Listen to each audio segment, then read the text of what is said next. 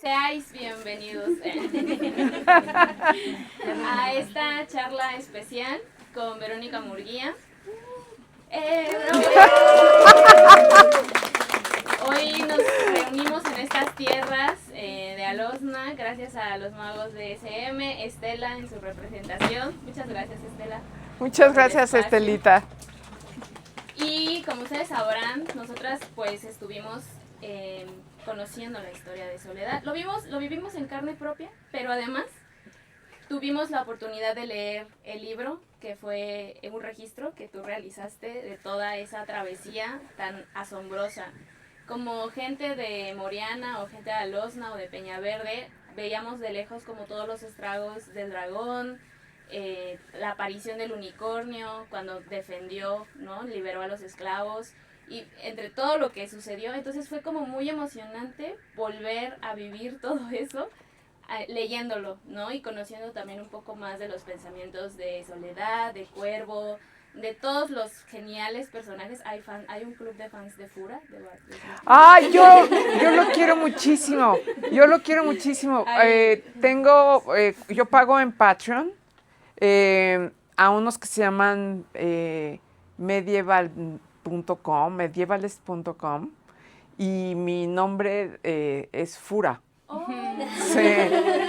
Sí. Bueno, hay un gran fandom de Fura ahora. Sí. Y pues nos honra mucho tu presencia, Verónica. Muchas gracias por aceptar la invitación.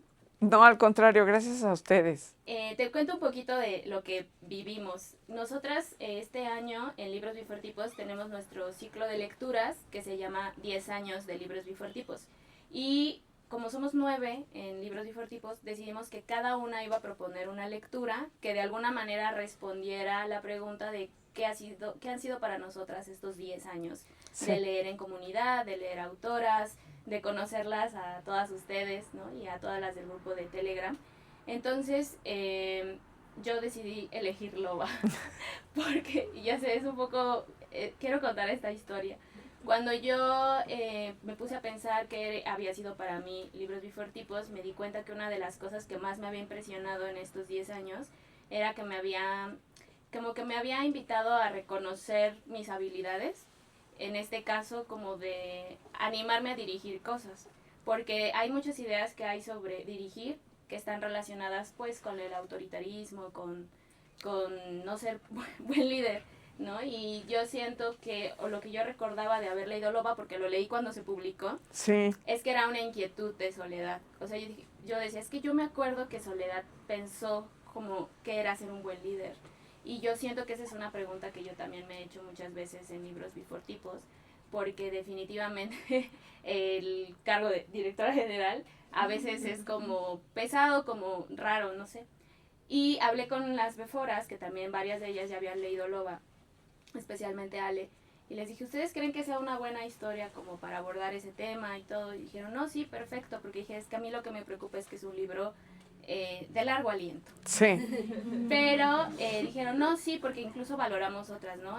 Aulilla, Fuego Verde, pero dijimos, creo que de todas, Loba, esa cuestión en particular, la aborda. Y por eso es que finalmente quedó Loba. Lo que pasó fue que todo el mes, todo junio, la última semana de mayo y todo junio lo estuvimos leyendo juntas, en voz alta, de lunes a jueves, de 9 a 10 y cachito de la noche. ¡Wow! Y lo disfrutamos muchísimo, o sea, fue una experiencia muy asombrosa. Entonces quisiéramos hoy platicar contigo sobre todo esto. Y yo sé que probablemente has hablado mucho sobre Loba y sé que pero muchas de nosotras también tenemos curiosidad o queremos volver a escuchar la historia de cómo nace Loba, por qué decides acercarte a la historia de Soledad, un dragón, un unicornio, o sea, que pudieras contarnos sobre los orígenes de esta historia, nos va a hacer muy felices. Claro que sí. Primero, muchas gracias por haberlo elegido y gracias por haberlo leído en voz alta. Pues es el sueño de cualquier autor, ¿no? Y gracias por estar aquí y gracias porque estoy viendo a Soledad con mis propios ojos. Y yo no he hablado tanto de Loba y además también yo lo veo diferente. porque una cosa es un libro que uno escribe hace 10 años y lo que ha pasado después. Lo que me pasa a mí con los libros es si me acerco o me alejo de ellos, pero nunca los vuelvo a leer. Ahora, aunque no he vuelto a leer Loba y no recuerdo bien más que una escena, la recuerdo perfectamente porque es una escena de la justicia llevada hasta las últimas consecuencias, que es la muerte del traficante de esclavos en la catasta, en la tarima de venta. A mí esa muerte me pareció justa, ¿no? Y también me pareció justa la muerte de Senen. No, Senen, pues era el presidente Calderón, ¿no? El traficante de esclavos era, ¿se acuerdan? El malo de lo de Lidia Cacho. Era Azúcar Curi, ¿no? Porque aunque uno escriba de la Edad Media fantástica, en este caso es una Edad Media que no existió, aunque a diferencia... Les voy a contar todo lo que siento ahorita respecto a esto. Yo emprendí la escritura más o menos en 2002 y ya había terminado El Ángel de Nicolás y estaba esperando una editorial que se aventara porque es raro El Ángel de Nicolás, es raro todo lo que ya me di cuenta después de todos estos años. Conclusiones muy... Sí, es una voz rara, ¿no? Y me lo dijeron mucho los españoles y me lo han dicho en otros lugares. Entonces pienso, bueno, pues sí, pues ya ni modo, cada quien tiene la voz que tiene, claro. ¿No? O sea, sería muy impostado de mi parte que yo escribiera algo que sucediera de otras formas, qué sé yo, ¿no? Me cuesta mucho trabajo. Escribí un breve libro de cuentos que ocurre en el siglo XXI y todavía no sé ni qué onda con ese libro de cuentos. Me costó muchísimo trabajo, pero también lo asumo. O sea, la única buena noticia respecto de esto es que cada vez asumo más los libros. O sea, quiero decir, sí son míos, sí respondo por ellos y sí sostengo lo que decían, lo que dicen, porque pues todavía no han salido de imprenta, ¿no? De circulación, o sea, todavía existen y todavía, gracias a ustedes, están leídos, etcétera. Entonces, inició porque yo tenía la inquietud de hablar en contra de la guerra. Siempre, ¿no? Y hablar en contra de lo que yo estaba viendo venir. El libro, tanto Loba como El Cuarto Jinete, vienen del impacto de la desobediencia de Estados Unidos y el bombardeo de Irak, ¿no? Entonces yo quería escribir un libro en contra de la épica, porque la épica, que a mí me atrae mucho, o sea, yo no puedo negar que yo soy una gran lectora y una gran amante contrariada de la épica, pero por ejemplo, lo que yo sentía por el Cid ha cambiado muchísimo. Ahorita a mí quien me interesa es Jimena, la mujer del Cid, ¿no? Y me interesan los traicionados por el Cid. Siempre en la Ilíada, por ejemplo, a mí quien me interesaban eran las mujeres que estaban adentro de Troya y las mujeres abandonadas en sus casas por guerreros que a veces no querían ir, ¿no? Porque si no, Aquiles se disfrazó de mujer y todo eso para no ir, ¿no? Ulises se fingió loco. Bueno, tenemos toda la tragedia de no querer ir a la guerra. Y luego ya que emprenden el viaje, ya no hay regreso para muchos. Y el regreso para el que regresa, vuelve y es otra persona totalmente distinta de la que salió. Yo siento que también por eso no lo reconoce la gente. No nada más por el tiempo, sino por lo que él ha experimentado, ¿no? Entonces yo pensé, bueno, ¿qué hizo Tolkien? Que es como, lo amo muchísimo. ¿Qué hizo? En El Señor de los Anillos, para desconcierto de muchos fans del Señor de los Anillos, hay una renuncia al poder, ¿no? Y hay una cosa que pasa una y otra vez, que es que se revela la fuerza de las mujeres sin que se haya tomado en cuenta. De las pocas camisetas que tengo en este mundo con lemas, hay una que dice I am no man, ¿no? Sí. Y que es curioso porque Tolkien le adjudica al príncipe más importante de los Nazgûles el título de He-Witch. ¿Por qué? Porque la bruja es todavía más mala en la tradición que el mago.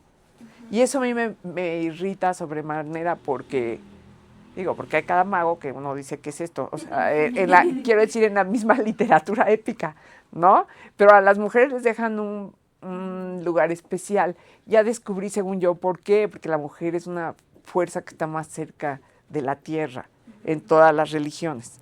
Entonces, bueno, quizás es por eso, ¿no? Hay que por cada Perséfone hay una bruja mala, por cada Medea hay 1,000,000, qué sé yo, ¿no? Entonces yo decidí escribir una épica, pero aparte que tuviera raíces en el castellano, porque estoy perdidamente enamorada del castellano. Entonces cada nombre significa algo, o en catalán o en castellano. En catalán porque me gusta el sonido, ¿no? Fura es ¿cómo se llama este animal? Entonces es una como Marta, ¿no? Y Desvaos, Mongrún es el Monteverde. Es que lo saqué de un grupo de danza que me gusta mucho. Que son la Fura Desvaos, o sea, que son de contemporáneo, y que los admiré mucho cuando era joven. Y me gustaba mucho que se llamaran, que un grupo tan propositivo tuviera el nombre de un animalito del bosque, ¿no? Porque además siento que la fantasía es el lugar donde nos podemos acercar a los animales con la nostalgia tan profunda que sentimos por ellos como compañía en el mundo, ¿no? Yo tengo un hermano que se la pasa preguntándose si hay vida en otros planetas. Entonces un día me dice, ¿estaremos solos en el universo? Y le digo, no, voy a decir una grosería, no seas pendejo, o sea, ve al perro. O sea, tú sabes qué piensa el perro, no sabes, ¿verdad? Yo tampoco, es un misterio y está aquí junto a nosotros, ¿no? Y no sabemos nada de ellos. Y dice el Corán, cuando Dios creó al hombre, los hombres temblaron, ¿no? Entonces, bueno, pues hay algo de verdad en todas las religiones en el momento del alejamiento de los animales, que a mí me parece que el lugar donde se puede recuperar es la fantasía. Entonces, ya había en el Fuego Verde y en Aulilla atisbos, pero yo decidí crear una mujer terrenal que no creía en la magia, pero que su compañero más fiel es un halcón, ¿no? Y leí todos los manuales de cetrería medievales y son preciosos porque dicen cosas como ponlo y ve que está soñando, ponlo en la alcántara y ve que está soñando, y mantén una candela prendida porque si vuela y está dentro del cuarto puede chocar con una pared. Y bueno, hay todo un rollo. Por ejemplo, los agarraban pollitos, les cosían los párpados para que los tuvieran cerrados y cuando ya el dueño quería que se conocieran, le descosían los párpados y el animalito al abrir los ojos y ver el rostro del halconero se enamoraba. ¿No? Se enamoraba en el sentido halcónico, ¿no? O sea, lo identificaba con la madre, ¿no? Entonces siempre vuelve, por eso. Es que toda la naturaleza es un lugar, el mundo es un lugar extraordinario, ¿no? Y los pobladores del mundo son la cosa más bella, los animales sobre todo, ¿no? O sea, los humanos me gustan, pero los animales en su variedad es una cosa muy asombrosa. Sí, definitivamente. Y mi esposo me había pedido, quiero una novela larga para estar en tu cabeza un buen tiempo. Y entonces, sí, era una persona preciosa. Y dije, órale, ya vas. Yo estoy llorando. Es una petición muy bella. Sí. ¿No? Porque yo era una persona, lo confesé ayer y me lo tienen que creer, que no creí que yo fuera a llegar más lejos que hacer un pop-up. Un cuento para niños muy simple. Sí. Pero que se pudiera levantar. Sí, que dices. Era Hotel Monstruo, bienvenidos. Eso era lo que yo quería que fuera un pop-up. Oh, mira. ¿No? Sí. Y pensé que no iba a llegar más lejos, pero Aulilla siempre estaba ahí detrás. Hasta que, bueno, salió. Y mi esposo me decía, ahora un libro de cuentos. Y le decía, yo no sé escribir cuentos. Un libro de cuentos, yo no sé escribir cuentos. Te doy 10,000 pesos. Bueno, te voy a escribir un cuento. Sí. Tuve la beca Huerta, entonces el primero que le escribí fue Marcias. Y entonces, como se echó a llorar, yo dije, ya la hice, ¿no? Ya la hice gacha. O sea, le voy a contar todas las historias que tengo en el corazón, que me parten el corazón, porque pues son, ¿no? Y le hice El Ángel de Nicolás. Y entonces estaba contentísimo. Y entonces luego me dijo, pues ahora quiero una novela larga. Y ahora quiero esto, y ahora quiero otro. Y nos quedamos en que yo iba a aprender a hacer poesía a medida. Pero ya pues nada, no se pudo, pero en eso me quedé. Y es una deuda que tengo. Pero así surgió, por eso, por las ganas de hablar mal de la guerra, pero reconociendo su poder, el prestigio enorme. Hay un libro muy bueno de un escritor mexicano que se llama Antonio Ortuño, que se llama La vaga ambición, donde se pitorrea tremendamente de la épica. Y se burla porque el personaje es una persona que está escribiendo una suerte de Juego de Tronos, pero para una especie de Netflix. Todo es en burla. Y entonces empieza a hacer dinero y él quiere regresar a escribir lo suyo, pero la esposa le dice, no, porque el karate de las niñas, el quién sabe qué, ¿no? Y entonces él dice, híjole, pues ya empieza a hablar así como, y entré en una casa como en una ciudad sitiada. O sea, no lo puede evitar porque se pega esa como grandilocuencia. Y se la pasa burlándose de eso, pero en los capítulos finales dice, la guerra es bella por lo menos por escrito. Porque empieza a hablar de una batalla que a Borges, que era un hombre tan de sillón, digamos, le parece maravillosa y que yo no entiendo por qué. Pero claro, yo tengo otra sensibilidad, que es la batalla de Stamford, que sí ocurrió, en la que los ingleses derrotan a Harold Hardrada, que venía del norte, y es la famosa frase de queremos que nos des tierra inglesa, y que dice, le voy a dar 6 pies de tierra inglesa, pero es muy alto, entonces 7. Y sí, le dieron 7 pies y lo enterraron después de la batalla, una batalla espantosa. Y a Borges le conmovía muchísimo porque un solo noruego detuvo un montón de ingleses con un hacha larga. Y yo digo, pero qué escena más terrible se me presenta a mí en la cabeza. No sé por qué Borges lo ama tanto. Pero las cosas que se dicen, literariamente, porque dudo que se dijeran en la vida real, en el momento de la batalla, es lo que conforma nuestra idea, que en realidad es una lucha contra la muerte, yo creo. Y aquí viene otra de mis cosas que alimentaron Loba y que alimentan mi vida. En el primer canto de la Ilíada, Aquiles le dice, sale Tetis del agua, ¿no? Y le dice, ¿por qué lloras? Porque es un chillón. Sí, se pasa llorando y haciendo berrinche toda la Ilíada, perdónenme. O sea, a mí me pone de mal humor. Y le dice, madre, dame la gloria, no me des vida larga. Porque ella le ofrece, o te regresas y nadie te conoce y eres feliz, o mueres aquí. Y ella quiere convencerlo de que se regrese a la casa y ya se olvide de Agamenón y de Briseis, que ya, por favor. Y él se pone en eso y hasta le dice, es que el Padre de los dioses te debe un favor. Entonces dile que me cumpla. Yo quiero morir rodeado de gloria. Muere rodeado de gloria, lo mata un dios, ¿qué más quiere? De un flechazo en el talón, ni siquiera queda feo. O sea, sí, porque otros en la Ilíada, pobrecitos, se caen, quedan enterrados a la mitad, quedan todos deshechos ahí. Él tiene una herida en el talón, ¿no? Muere. Esto pasa después de la Ilíada, como saben ustedes, el poema cierra con unos juegos que en honor de los muertos, de Patroclo, qué sé. Y en la Odisea, cuando está tratando este hombre de llegar a su casa y de ver a su mujer y a su hijo, hace un sacrificio a los muertos para que Tiresias, que es un adivino que ya murió, aparezca y le diga si va a regresar a su casa o no.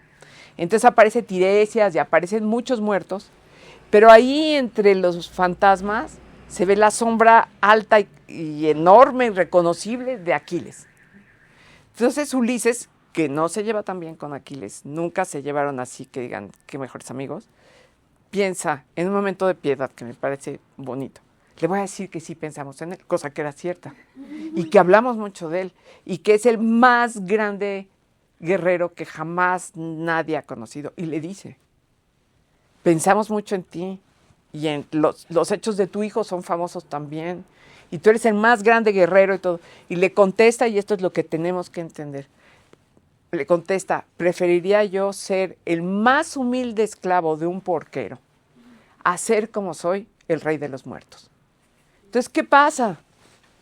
Que la guerra era un engaño y que la vida, aun siendo el esclavo más pobre del rey de los muertos, de un porquero, vale más que ser el rey de los muertos. Entonces es una enseñanza terrible porque aquí les ha matado miles en una guerra, ¿no? Hay partes donde el río se queja de la cantidad de cadáveres que le ha entregado, ¿no? Y bueno, arrastrar el cadáver de Héctor alrededor de las murallas de Troya a mí es una cosa que me da mucha rabia, ¿no? Y aquí les mata a la reina de las Amazonas y luego ahí mismo se la quiere echar al plato, yo qué sé, o sea, ¿cómo puede amar nada más a una mujer cuando la está agonizando esa mujer en sus brazos por su culpa? O sea, ahí está el germen de todo. Homero es muy imparcial, nunca dice está bien, está mal, dice esto pasa, esto pasa, esto pasa, esto pasa, ¿no? Y entonces en Loba yo quise decir, ¿qué pasa cuando a alguien la engañan con el prestigio de la guerra? Y se enamora del caballo, y se enamora de la espada, y se enamora del halcón, y se enamora de todo. Sí. Y a la hora de la hora dice, ¿qué es esto? Ya no les digo del pobre cuervo. Sí, que es como, el cuervo es un hombre que odia la violencia, pero cree que la violencia puede ser la solución. Sí. Porque lo queremos. Sí, yo lo quiero muchísimo. Lo quiero muchísimo porque cuánta gente no emprendió el camino de las armas buscando la paz y se los llevó la fregada y se llevaron a la fregada a gente. Entonces, esa es la historia. Ay, pues estamos muy emocionados. Fue una travesía impresionante y yo creo que no me van a dejar mentir que, o sea, todo, la manera en la que narras todo es muy gráfico, o sea, casi como que nos podemos meter ahí a tener sensaciones, olores, texturas, todo eso. Pero creo que uno de los capítulos que más nos impresionaron, o a mí particularmente, fueron los del dragón.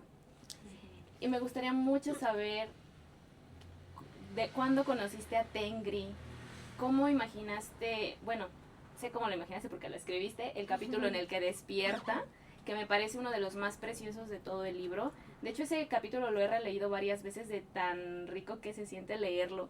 Creo que fue un acierto que lo leyéramos en voz alta, porque también hay como toda este acomodo de palabras en que se despierta la eternidad, lo inmortal, como estas ideas, estas palabras que representan ideas como demasiado grandes que siempre son muy difíciles de imaginar y que gracias a la narración como que van teniendo una atmósfera como muy particular. Entonces, bueno, Tengri, que al final también lo quisimos mucho, siento. Sí, yo lo quiero mucho también. Creo que es un dragón muy distinto, además de otros dragones que pudimos llegar a conocer. Algunas conocemos más dragones, otras menos, pero creo que Tengri nunca lo vamos a olvidar, justo por esa particularidad que tiene de despedirse de su vida, ¿no? Sí, es que pobre. Sí, no sé si nos quieras contar más de Tengri. Pues sí, pues es el único del mundo. Entonces, pues prefiere estar dormido todo el tiempo, no quiere saber nada de nada, lo despiertan. Pero aparte es que yo tengo una tesis sobre los dragones. Oh. Es el animal mitológico más inteligente del folclore, hasta en los chinos es el más inteligente, en los europeos es el más inteligente, habla, que eso habla todos los idiomas, habla todo, ¿no? Es inteligentísimo.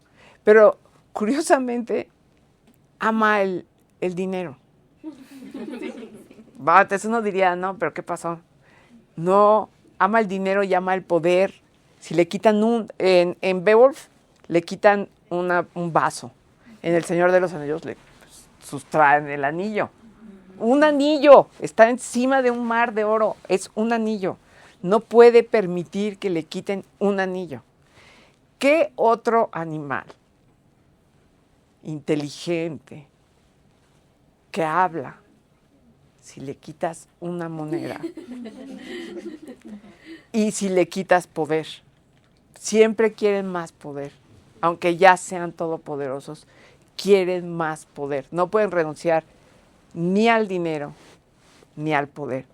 Es el rey de los reyes. El rey de los reyes debería decir Cristo, sinceramente, o Buda, o qué sé yo, o sea, otra figura. Pero el rey de los reyes, en el sentido humano, no divino, es un dragón. Y los dragones de Ursula Le Guin, Khaleesi, bueno, de las veces que yo más he llorado en un libro, no sé si ya leyeron la Terramar, pero Ormenbar se muere, sí, porque pierde el don del habla. Yo lloraba como loca. Yo lloraba, no fui a la universidad, porque estaba estudiando la carrera. Yo leí Tolkien y Ursula Le Guin y me fui de la carrera. No sé si sé bien. Yo dije, ¿para qué? O sea, yo quiero hacer esto. ¿No? Y como Oscar Wilde, pues la vida tropical no se presta, pero yo decía, yo quiero hacer esto, yo no tengo nada que hacer aquí, tenía todo que hacer, nunca dejen la carrera. O sea, no dejen la carrera, saquen el título, es súper importante en la vida. Tengo 1000 broncas por eso. ¿Por qué? Porque yo no estoy titulada. No, pues hay que titularse también para poder dar clase. Sí, es verdad. Es que esa es una de las cosas que a mí me tiene partida el alma, que no puedo irme a una prepa pública a dar clase, cuando es lo que yo quisiera. Dar clases sobre literatura medieval española, pues imagínate qué divertidas nos íbamos a dar todos. Y no puedo, porque no tengo la licenciatura. Entonces, bueno. Tú abres tu seminario de literatura medieval aquí. Sí. Un taller, ya tiene muchos inscritos. Sí, yo creo que sí. Voy a dar una plática sobre el rey Arturo y me voy a ir a nada más leer La muerte de Arturo 4 días yo sola, porque es muy importante que yo regrese a esa historia de poliamor, entre otras cosas. Como dicen ahorita, es que es vaciado, porque siempre cada generación descubre todo, ¿no? Y no. O sea, ¿cómo se plantean ustedes que Arturo nunca mata a Lanzarote? Y que Lanzarote, muerto del amor por Ginebra y por Arturo, se va. Y que, bueno, hay tantas cosas ahí. Arturo tiene un hijo con su media hermana. Claro, no sabe que es su media hermana, pero lo tiene. O sea, en el Rey Arturo hay sexo, drogas y rock and roll. O sea, es superior aparte, según yo, temáticamente y los nombres y todo lo que sucede. Para mí es superior que muchos libros que son considerados grandes obras de arte de la fantasía. Y yo digo, ay, perdón, pero el hit parade de la Edad Media está durísimo de vencer. O sea, yo creo que solo Tolkien y Ursula Le Guin están ahí. Y en otro tono decimonónico, Pullman, ¿no? Que también trae todo su rollo con los animales, que me parece precioso, pero el rollo medieval es muy grueso, ¿no? Y Tengri es un dios, Tengri es el dios de los mongoles del aire, esto en la vida real, ¿no? Y yo quería hablar de la inteligencia suprema cuando está sola, y del poder cuando ya no queda más que poquito tiempo y nadie, porque él está envejeciendo, sí. A pesar de todo está viejo, ¿no? Porque es viejísimo. Entonces está furioso. Mucha gente me dice, ¿pero por qué le perdonó la vida? Le perdonó la vida porque estaba viva. Porque al final ya toda la vida para él es hermosa. No sé si ustedes vieron Blade Runner. Sí. También mucha gente dice al final, ¿por qué le perdonó la vida? Porque en ese momento de su agonía toda la vida era preciosa para él, ¿no? Y esa escena a mí también se me ha quedado en el disco duro para siempre, ¿no? Porque él empieza a recordar lo que ha visto, ¿no? y el otro está como menso y se queda como Soledad, ¿no? ¿Qué onda? O sea, no entiende nada. Lo levantó, lo colocó y luego dice que no se me olvida porque tiene resonancia. Hay muchas frases de estoy muerto en la Edad Media y también en el Renacimiento dichas por gente y recogidas. Estoy muerto, soy muerto, ¿no? Y entonces ya se entrega a la muerte. Porque ya, ¿qué hace? Y la respeta porque a pesar de ser débil, porque es una muchachita, y a pesar de que viene con el unicornio que le parece un ser detestable, ¿no? Porque el unicornio representa la pureza y es feroz, pero no es una invención mía. También hubo alguien que protestó y me dijo, ¿pero por qué? Le dije, yo no tengo la culpa que tú te hayas educado en el siglo XX, pero el unicornio mata gente en los tapices, o sea, solo asómate, ¿no? Y lo están cazando y están matando perros, están matando... Porque es la pureza, no soporta la impureza. En cambio, Tengri es un hombre multiplicado por millones, ¿no? Entonces dice, ¿este qué? O sea, pero ella le da ternura. Al fin y al cabo le da ternura. Hay algo en ellos que se parece, ¿no? Hay una resonancia, hay un eco. Entonces, que no le tengan tanto miedo. Me costó muchísimo trabajo eso, matarlo. Es de las pocas escenas que yo hacía cuando yo lo estaba escribiendo, porque me dolía mucho que se muriera. No, me desquició un poco que se muriera, porque era el motor secreto de la novela, ¿no? El motor férico de la novela es Tengri. Lo demás puede ser humano. Todo. Incluso los hechos de Cuervo pueden ser exclusivamente humanos, ¿no? Pero Tengri no. Tengri pertenece a las religiones del mundo.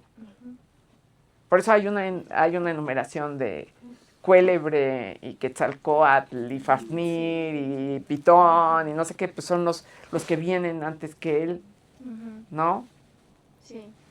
Me quedé pensando igual que tal vez pudimos percibir algo de esa tristeza de que Tengri muriera a través de las palabras de Ámbar. Sí, ella es la más fiel adoradora. Sí, cuando dice, ¿no sienten como que ya el mundo es más triste? O sea, pero era horrible, pero era un dragón. Sí. Es verdad. Sí. Y ahora que has también hablado del unicornio, que es como el otro gran ser. De hecho, si necesitan mejorar su día, les vamos a pasar el cuerno para que recuperen algo de energía, porque tienen sueño. Qué café ni que nada. Qué café ni que nada, pero además Tiene polvos de unicornio. recordarán que cuando Tengri sobrevuela, contamina, o sea, mata, echa fuego, todo es terror, ¿no? Sí. Tal grado que incluso Ámbar pierde a su abuelita. Que esa escena también es muy impactante, de que ella también se sienta culpable por esa curiosidad tan grande que tenía de conocer al dragón. Y otra cosa que sobre lo mismo que nos impactó mucho fue como que vuelve ponzoñosa el agua del río. Y entonces es un agua ya contaminada, es un agua que te causa mucho daño hasta que llega la magia del unicornio. De hecho, traemos un poco de agua de ese río. Por si no les basta con acariciar el cuerno del unicornio, les vamos a regalar un vasito. Ay, se me cae a mí esta cosa. Les vamos a regalar un vasito de agua del río, que justo como lo describen en el libro. Tienen que hacer un ejercicio de imaginación. Sí, exacto. Es un ejercicio de imaginación que justo como propone el libro, cuando tú bebes un poquito de esta agua, algo se libera en ti, algo cambia en ti. Y me impacta mucho porque este hombre que muere por el unicornio, este hombre de los esclavos, Sí. se niega a beber esa agua porque incluso él ya intuía que lo que podía pasar. Sí. Lo que podía pasar si la ve, y no quería como que se le cambiara el chip de, pues yo quiero mis esclavos a como dé lugar. Entonces, me encanta como esta idea de un agua que te abre los ojos de alguna manera, y quisiera preguntarte, ya tienen vasos aquí. Quisiera preguntarte, Vero, ¿cómo te has ay, yo, ¿qué estoy haciendo? ¿Juego de vasos? A ver, pero nada más llegamos hasta acá. Igual a Vero, ¿te reservamos un cachito de agua de río? Ay, sí, por favor. El Drin. Del Drin. Sí. Que es uno de los nombres del Danubio. Ah, Sí. ¿ya todos tienen agua? Ya casi. Falta un vasito acá. Isra, ¿le puedes dar un vasito a...? Ah, ya. Este está... ¿Y quién falta? Agua del Drin. Justo como sucede cuando Soledad y todos descubren esto, se reúnen para beber el agua. Y me gustaría que replicáramos un poco de esa escena ahorita. Sí, muy bien. Y ver qué cambia. Ver qué cosas distintas sentimos. Entonces, ¿están listos? Sí. Pues vamos, salud. Salud. Salud por Soledad. Gracias.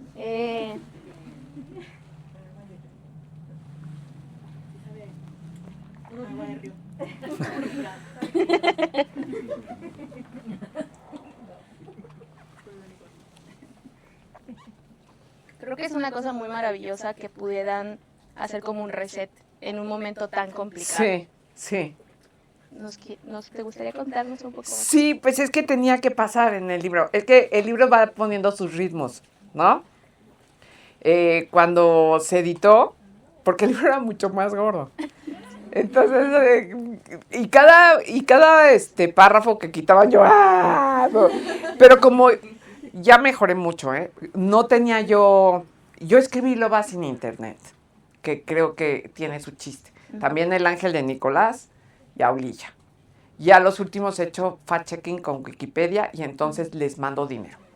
Porque creo que, ¿no? Sí, un gran trabajo el de Wikipedia. Sí, es un súper trabajo. Entonces yo digo, a ver, esta fecha que estoy poniendo, seguro, ¿dónde está mi libro? Porque aparte me cambié de casa. ¿Dónde está mi libro? ¿Dónde está mi libro? Entonces ya averiguo. Pero el trabajo de edición fue muy dificultoso para mí porque yo puse la internet, que yo antes solo la consultaba los jueves para mandar mi artículo a la jornada, porque trabajaba en la jornada. Y me decían, ¿por qué en Peñaverde se quedan tanto tiempo? Y yo les decía, porque tienen que descansar, se tienen que conocer, si no se los va a llevar la fregada. Y me decían, pero es que detiene el ritmo del libro. El lector pide un ritmo incesante. Yo le decía, pero ese no es un ritmo humano, ¿no? Entonces, no sé si ustedes recuerdan que en El Señor de los Anillos descansan, en donde los elfos, porque tienen que descansar, porque si no se mueren, ¿no? Entonces, hubo muchas discusiones, era muy largo el capítulo de Peñaverde, a Ámbar le empieza a enseñar Cuervo cosas, y Cuervo se va por la aldea curando animales, curando personas, arreglando huesos chuecos, quitando sabañones, que son unas como ampollas que salen con el frío, quitando una catarata a un animal, ayudando a una señora que no se podía mover por la vejez, qué sé yo, ¿no? Y eso me dijeron, eso tiene que salir. Y me costó muchísimo trabajo. Yo pensé, tienen que descansar y tienen que aclararse la cabeza, han pasado demasiadas cosas, ¿no? Y tienen que entender a dónde van y tienen que verse con los ojos abiertos porque están todos llenos de prejuicios los unos contra los otros. Y por eso puse la escena, pero era una escena que yo siento que era esencial, porque también es una escena que muestra qué puede hacer un unicornio, ¿no? Y eso también lo saqué un poco de Beowulf. En Beowulf, el donde está Grendel y su mamá hierve, porque está ahí Grendel, que es un monstruo venenoso, ¿no? Que puede salir y caminar y todo, pero donde él entra, el agua se pudre, ¿no? Entonces pensé, bueno, ¿qué podría ser el antídoto? Y si ustedes ven que el cuerno del unicornio durante toda la Edad Media fue considerado antídoto de veneno. Esto en la vida real. Y los cuernos de los narvales que encontraban eran los cuernos de unicornio. Claro. Y los compraban los reyes a unos precios extravagantísimos y ponían su comida. O sea, yo nada más quería hacer el gesto, pero para poder comer, beber. Claro, todos tenían un probador de comida. O sea, nada más eso les dará una idea de qué saludable era el ambiente. Que desde Roma, mucha gente tenía el probador de la comida, el catador. Sí. Ya si se moría, pues es que no hay que comer, ¿no? Y bueno, toda la Edad Media se compraron y se vendieron cuernos de unicornio de besoares, que son pues, bolitas de pelo que los animales, los herbívoros echan como remedios, como antídoto. El cuerno de unicornio, según los libros medievales, purifica el agua.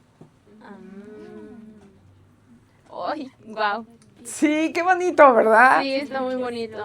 En la agüita que se tomaron, sí. Agua purificada. En un museo vi un cuerno, estaban los tapices del unicornio, y de repente, sin ninguna cédula, sin ninguna fanfarria ni nada, volteo y veo un cuerno de narval. Casi me muero de la emoción. Y según ellos, es un cuerno de unicornio. Que no deja de ser igualmente maravilloso que sea el diente de un mamífero. Sí. Yo tengo una duda. Sí. Yo me espanté muchísimo cuando el unicornio pierde el cuerno. Me quedé así de, no, el unicornio se va a morir, todos se van a morir, ¿qué va a pasar? ¿Cómo es que el unicornio logra sobrevivir después de perder el cuerno? Pues porque su poder radica en todo su ser, no en el cuerno. O sea, el cuerno tiene poderes extraordinarios, ¿no? Pero su poder está en todos, en sus patas. ¿Se acuerdan que hasta puede romper cosas y sí, hace florecer el campo y todo? Entonces, puede sobrevivir a eso. O sea, de hecho, si yo fuera medieval, creería que hay uno en alguna parte. Un dragón. Digo, un unicornio. Ya sin cuernos. Sí, porque son eternos, casi eternos. Entonces, por eso sobrevivió. Y que ella lo use como espada, me di cuenta hace poco de dónde lo saqué. Y fue una influencia de la que no me percaté.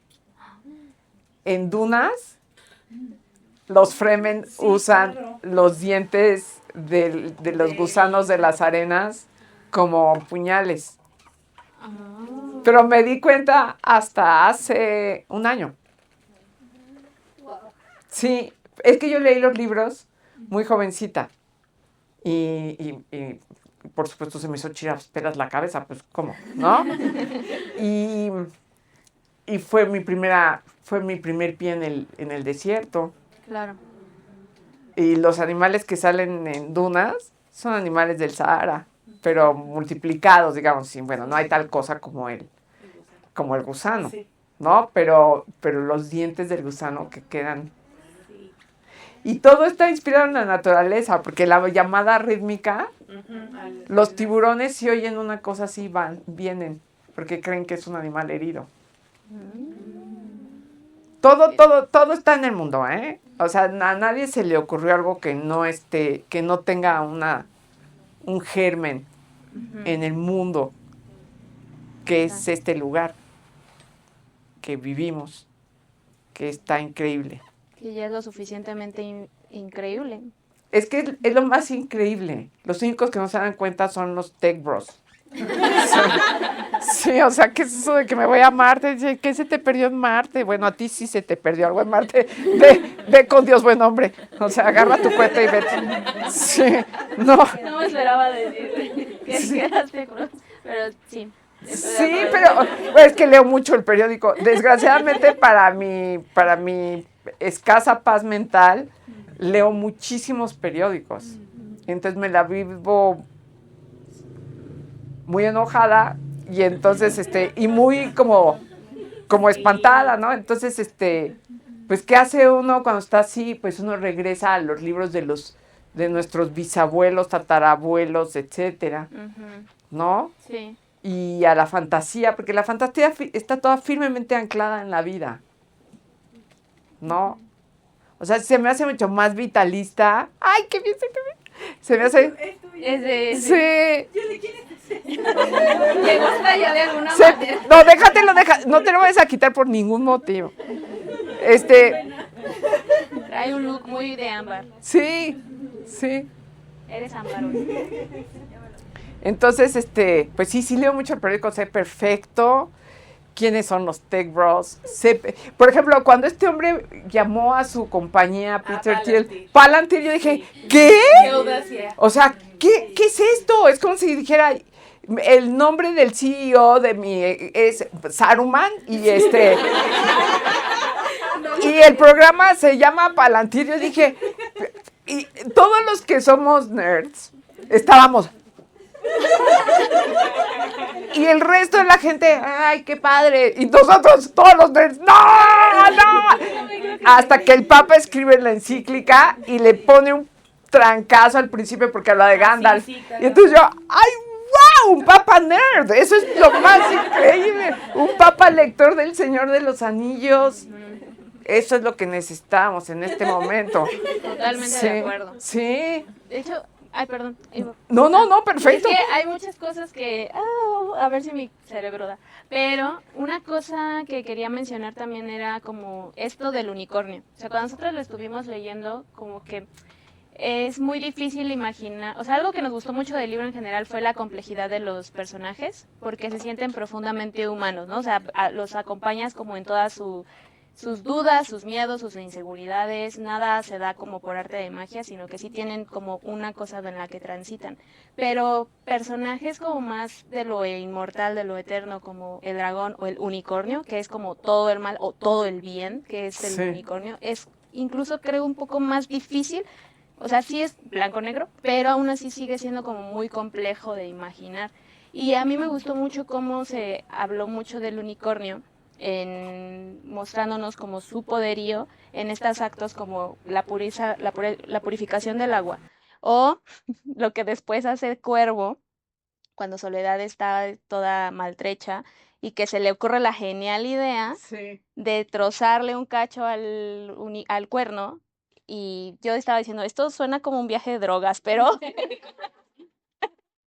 de hecho les traemos una porción.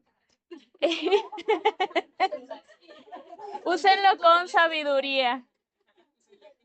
Úsenlo con sabiduría porque es algo que nos compartió Cuervo, le sobró, de que estuvo ahí rompiendo un trocito del cuerno en su mortero.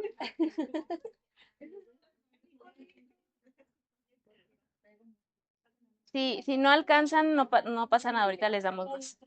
Ay, gracias. Sí,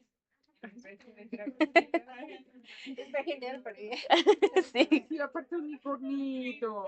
No, lo máximo. es que hay dragoncitos, unicornio. Ay, qué lindo. Entonces, a mí esa escena me gustó mucho porque me ayudó a dimensionar el poderío del unicornio. Y algo que llegamos a platicar en las sesiones fue que de repente se sentía como muy en la religión, ¿no? Como muy en la búsqueda del bien. También por este tema de que el unicornio necesita una virgen. Y era como, eso suena como conservador. Pero creo que finalmente imaginar un bien de esa naturaleza, siento que ya no estamos tan acostumbrados a imaginar ese nivel de bien. Me regañaron mucho también por eso, incluso la editora. Pero yo le decía, porque me dijo, es que tiene un aire católico. Le dije, mira, me da una pena horrible, pero las sacerdotisas de Artemisa, hay de ellas que tocaran un hombre, porque las mataban. O las transformaban en... Sí, en cualquier animal horroroso. Acteón, ¿qué le hizo a Artemisa? Porque la vio mientras se bañaba. O sea, las diosas más poderosas de la mitología griega, en mi opinión, de las jóvenes, o sea, no seres, no seres, pero incluso más imponentes que era en su potencia, son dos vírgenes furiosas, o sea, Atenea nace armada, o sea, y yo digo que nace armada porque la inteligencia nunca está desarmada, ¿no? Entonces nace con la lanza, incluso su nacimiento tiene que ver con que le está picando la cabeza a su padre, y a él por eso le duele la cabeza. Atenea es virgen, eternamente virgen. Artemisa es virgen, eternamente virgen, ¿no? Y hay muchas diosas que son vírgenes por razones que yo creo que puedo entender. Creo, es una intuición lejana.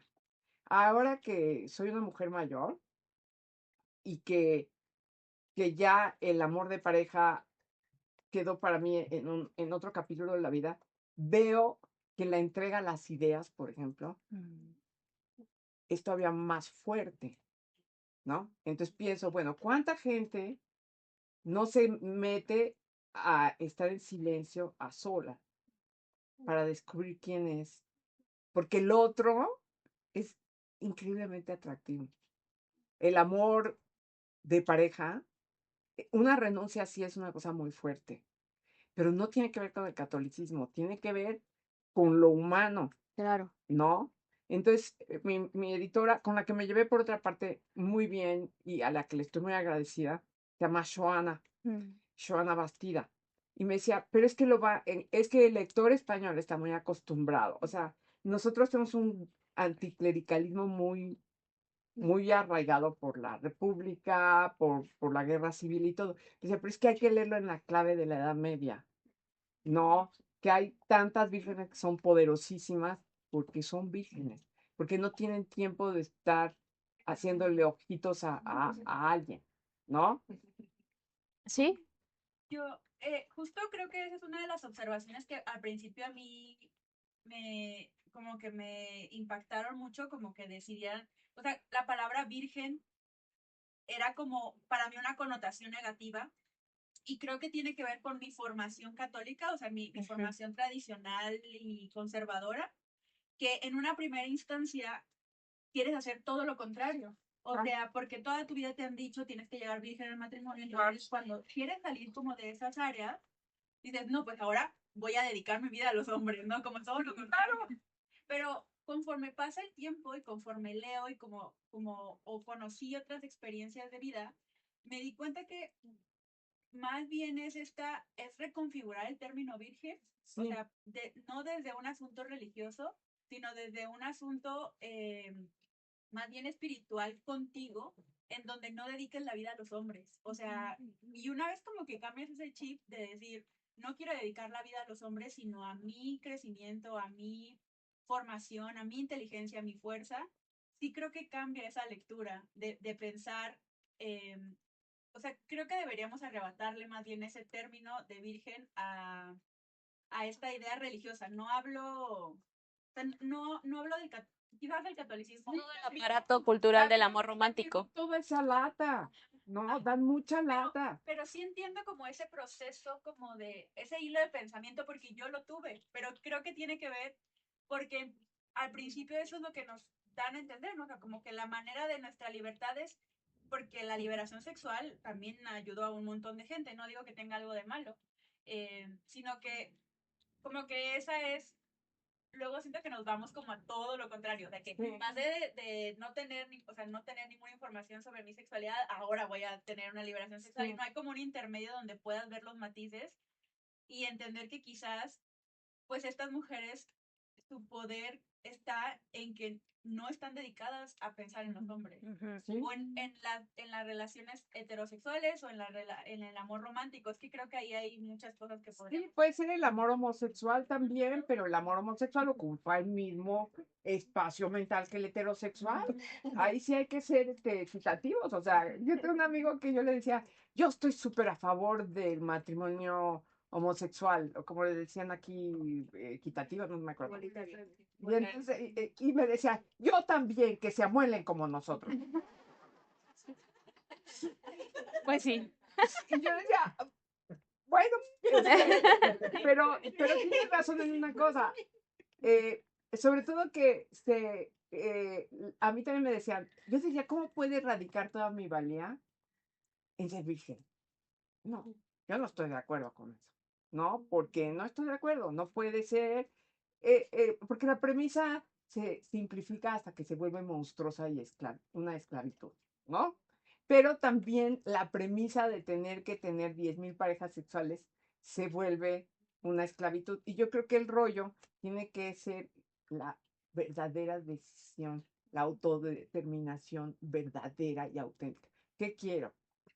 ¿Cuántas veces no nos dijeron cuando éramos chavas, ay, bájale, no te hagas, hazle caso? Digo, ni que ¿qué te crees? Tengo muchas ¿No? historias que contar. Y tú, no me cae bien, o sea, no quiero. O incluso tu mamá diciéndote, Ujú. bueno, ¿y qué estás esperando? Sí, ¿para cuándo el novio? Exacto. ¿O para cuándo ya te casas? Y sí, y tú, ¿y qué tal que no tengo tantas ganas ahorita? ¿Cómo que? Bueno, mi abuelita, a quien amé con toda mi pasión y se ve tanto en el Fuego Verde como en Loba, Ah, la abuelita es increíble, ¿no? La abuelita, la transmisora, la protectora, ¿no? Mi abuelita me llegó a decir, pero es que estás perdiendo la vida. Ay, ya, pues no creo, pues allá. No, bueno, discusiones porque ten bebés, si no puedes tener bebés, los tienes que adoptar, ujú. toda la carga que llevamos, ¿no? Entonces, y yo decía, pues es que no quiero, ahorita no quiero. Y bueno, pues, muchas situaciones. Y hay de ti que aparte, como dices, fueras a tener tú un escarceo sexual, mientras los hombres tenían todos, ellos estaban preparando para y nosotros teníamos que no preparar. De todo me parece ridículo. Pero en el libro, los magos dicen, ¿por qué? Porque yo dije, yo voy a poner mis dudas en la boca de Eric, que me cae tan bien, que es un mago de la tradición medieval, de un romance que se llama Eric y Anida. Y yo decía, bueno, Eric es una de las personas que mejor me cae, ¿no? Yo voy a poner en su boca que diga, ¿por qué dicen nacer la mujer? Pues eso es evidentemente una mujer, ¿no? Claro.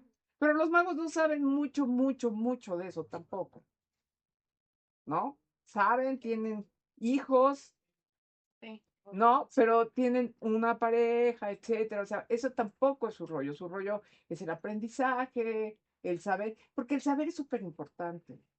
El saber es increíble. Ujú. Debería de estar más, debería tener más prestigio, ¿no creen? Y no tiene tanto. Lo que tiene prestigio son ahorita, desgraciadamente, los likes, ¿no? Sí. Y es otra forma de esclavitud. Por lo que he hablado con gente, es una forma de esclavitud. Y es muy difícil cuando, por ejemplo, a mí me interesa mucho todo el rollo que está pasando en Irán, en Venezuela, en Palestina, en Ucrania, todo eso, ¿no? Y yo veo las noticias en el teléfono y en mi WhatsApp, pues hay grupos de noticias que están vinculados con cosas de noticias. Yo pienso, yo sin redes sociales me asomo en la noche a ver estas cosas que me llevan irremediablemente al periódico.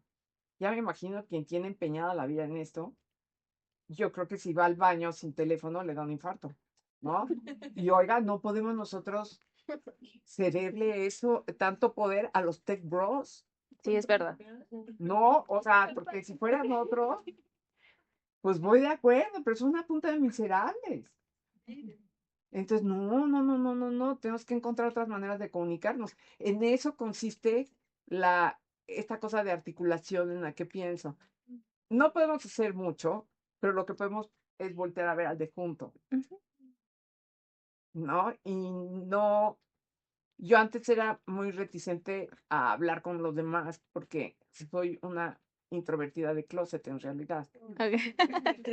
Pero pienso, bueno, la conversación es lo que lleva más lejos las cosas. Entonces, el origen de la palabra escuela es ocio. Lo ven ustedes en su diccionario. Y tiene la connotación de aprendizaje porque uno en el ocio platicaba de las cosas que valían la pena. No nada más de decir, oye, ya se te murió la vaca. O no sé, ¿no? O no sé. Sí. Pero en el caso de un griego, ¿está barato tu esclavo? O sea, qué sé yo, porque hay que ¿Cuánto reconocer. te salió tu esclavo? Exacto, ¿cuánto costó tu esclavo? O las pasiones griegas. Hay una mujer, quién sabe qué, lo que sea, ¿no? Esas cosas. Pero de ahí salió la filosofía platónica. Ujú. Y una figura como Sócrates, que no escribió nada, pero gracias a la conversación. Exacto. Sí, tenemos el chisme de Platón, ¿no? Y de Xenofonte. Entonces, bueno, pues la conversación. La conversación. Y por eso nos hace muy felices. Bueno, que exista Leemos Juntas nos parece ya un gran triunfo dentro de todas las actividades que hacemos dentro de Libros Bifortipos, porque sí es un compromiso. O sea, reunirnos en las noches a leer Sí, está sin falta, porque si faltas un día ya te perdiste el chismecito, que nos ha pasado a todas, ¿no? De que de repente no entramos y hay que ponerse al día. Siento que sí es un ejercicio que necesita justo más visibilización, Sí. más contagio, ¿no? Sí. Y haber leído Loba fue una experiencia increíble, porque pues las palabras tienen mucho, mucho poder. Entonces también facilitaron mucho la atmósfera del grupo. Y otra cosa que iba a decir es que hacia el final, y esto que estabas diciendo de la fantasía, de cómo nos acerca también al mundo de los animales y todo, siento también que termina siendo una utopía, Loba, este estar en contra de la guerra. Y les decía yo en las sesiones que me parece incluso también de una relevancia política leer este libro ahorita, con todas las horrores que están ocurriendo. Entonces sí veo esa importancia política e necesaria de unirnos para, ustedes no lo sabían, pero en realidad esto es la primera reunión de una, de una lucha, de una sociedad secreta que vamos a dominar el mundo. Vamos a pacificar el mundo. Vamos a pacificar el mundo. Entonces, eh, pues sé también que hay muchas lectoras que disfrutaron de la historia, entonces igual me gustaría escucharlas a ustedes. Este es el momento indicado para platicar con Vero, entonces no sé si alguna de ustedes quiera compartirle su experiencia, sus preguntas. Sí, Fer. Bueno, retomando lo que decíamos de la conversación, a veces yo estaba muy cansada, pero decía, no, sí, me tengo que conectar, porque quiero saber qué opinan de cada capítulo, Sí. porque también teníamos un poco este ejercicio de imaginar, ¿no? Por ejemplo, recuerdo, igual desde mi perspectiva y desde mi identidad, cuando Ámbar y Soledad estaban como muy unidas, ¿no? Y decíamos, no, pues no va a haber una relación entre ellas sexoafectiva, pero nosotras sí lo podíamos imaginar, ¿no? Y sí lo podíamos decir, nos hubiera gustado.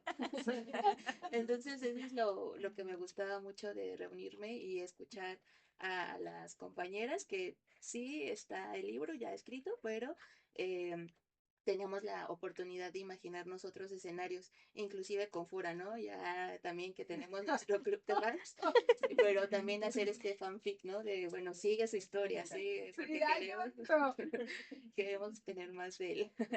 Y pues bueno, eso, agradecerle a las compañeras que se unieron, todas las ideas que emergían en las conversaciones. Y pues bueno, Verónica me gustó mucho.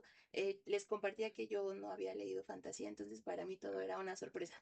Sí. Para mí todo era de, wow, estaba muy fascinada. Y pues también reconocer la dedicación para las palabras, ¿no? Es muy maravilloso cómo está escrito, muy bien estructurado, y pues bueno, muchas gracias. Ay, gracias a ti. Muchísimas gracias. Muchísimas gracias. Sí. Yo también disfruté mucho eh, leer acompañada de las voces de todas. Me ayudó mucho a así continuar la lectura porque a mí en particular me cuesta trabajo seguir historias donde hay muchos personajes desde el principio. Entonces, el ver que todas seguían con la lectura y que todas hablaban maravillas y que está súper padre y así me animó a intentarlo y volverlo a intentar y volverlo a intentar hasta que pudiera entender, este es este y este y tal cual no llegué a trazar el árbol genealógico, pero estuve a nada de hacerlo. Y me encantó leer acompañada de todas. Me encantó la historia. Yo la amé. También me encantó oír las opiniones de todas. Y también, nada más para finalizar, yo me sentí hasta cierto punto identificada con las dolencias de Tengri, de que si bien yo cronológicamente sigo siendo una persona joven, debido a ciertos padecimientos, pues eh, yo también ya tengo ciertas dolencias. Entonces, el leerme, verme reflejada incluso en un personaje tan fantástico y poderoso, porque yo alguna vez me sentí que todo lo podía, que yo pues estaba no en la cima del mundo ni que invencible, pero sí que estaba todo lleno de posibilidades. Y después ver que tu propio cuerpo te falla, tu propia mente te falla. Si bien no tengo long COVID, pero sí tengo varios síntomas que se sobrelapan, em, pues es difícil. Entonces, también agradezco por em, pues todos tus personajes, entre ellos pues Tengri, que yo no esperaba a llegar a identificarme con el personaje tan poderoso y pues, muy potente. Y pues, muchas gracias a todos. Ay, no, no, Gracias, Amiramis. ¿Qué más, chicas? Yo. Sí. Yo igual, o sea, muchas gracias al grupo, lo comenté en la última sesión, pero justo para mí junio fue complicado por problemas de salud con mi papá y demás, y para mí de verdad era como un remanso de calma de poder entrar a las sesiones y darme como ese espacio.